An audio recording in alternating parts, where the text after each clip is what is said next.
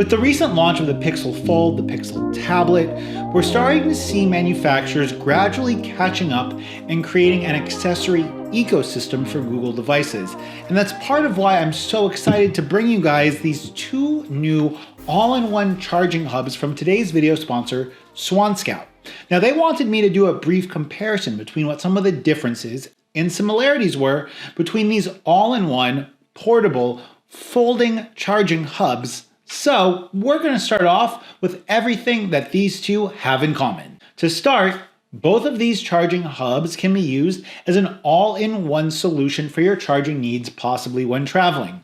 No need to bring an extra charger for your Pixel Buds or your Pixel Watch, as both of these have all of the ports that you need to charge your phone, your earbuds, and your smartwatch, all in a relatively compact folding design. Both of these hubs feature a 3-stage dimmable LCD display on the front that shows your current time as well as which of your devices are actively charging. There's a separate charging indicator for phone, headphones, and watch. Next up, and not to be overlooked, is that both of these hubs ship with everything that you need to get started in the box.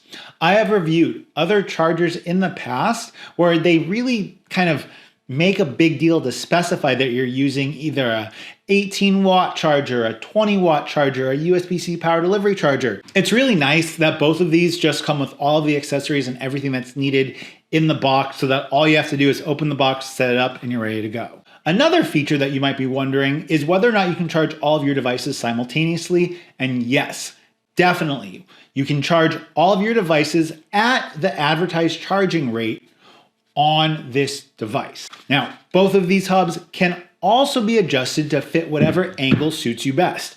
If you need to use your phone for a little video conferencing, if you want to watch some YouTube on it, the stand on the back allows you to really customize how much angle you have, and it doesn't interfere with charging.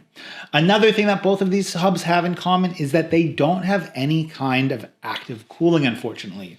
I saw the mesh grills on the back and I thought, wow, that would be awesome if there was a little integrated fan. Unfortunately, there's not. I haven't had any issues with these getting hot when using them to charge all of my devices at one time, but active cooling would have been nice to see for people living in warmer climates. Next up, I'd like to break down what some of the differences between these two hubs are.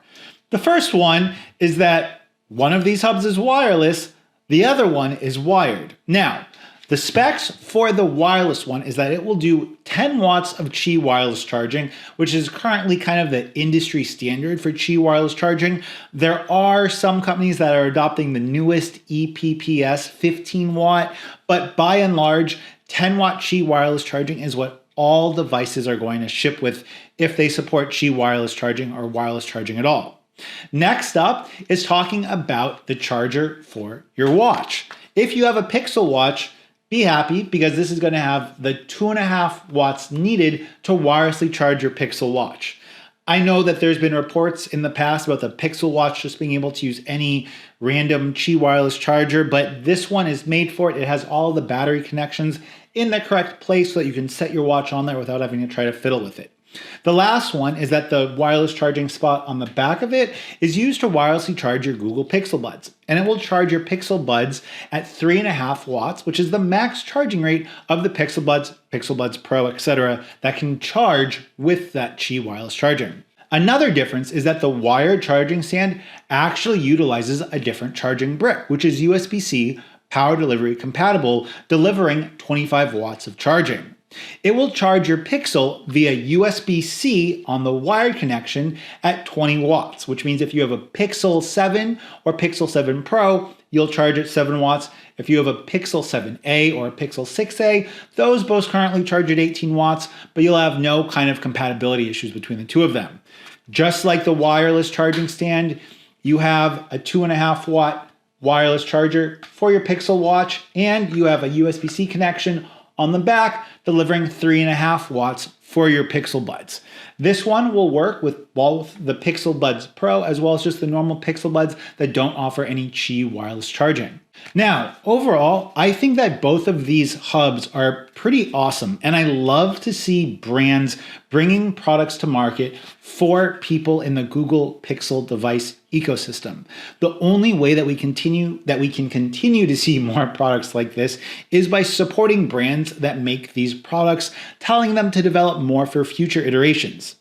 That said, I would have liked to have seen active cooling, at least on the wireless charging model, simply because an active fan or active cooling can actually increase the wireless charging rate, because oftentimes devices will thermal throttle to limit battery temperature. I could see these stands being awesome for people in two separate groups.